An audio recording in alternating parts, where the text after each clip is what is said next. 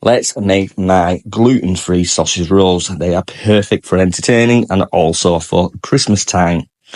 I like my sausage rolls big because they make up for things that aren't so big in my life. Start by removing the skins on your sausages, and then we're going to go in with some garlic, some herbs, some spices, some sea salt, some cracked black pepper, and some Gods of Sauces red Thai chili jam, because this stuff is friggin' yum.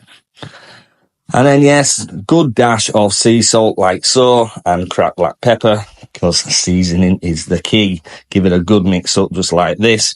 Get yourself some gluten-free puff pastry. You can buy it from your local supermarket like Coles or Woolies. And yes, I'm not being paid to say that. You can even go to Aldi and probably buy some as well. There you go.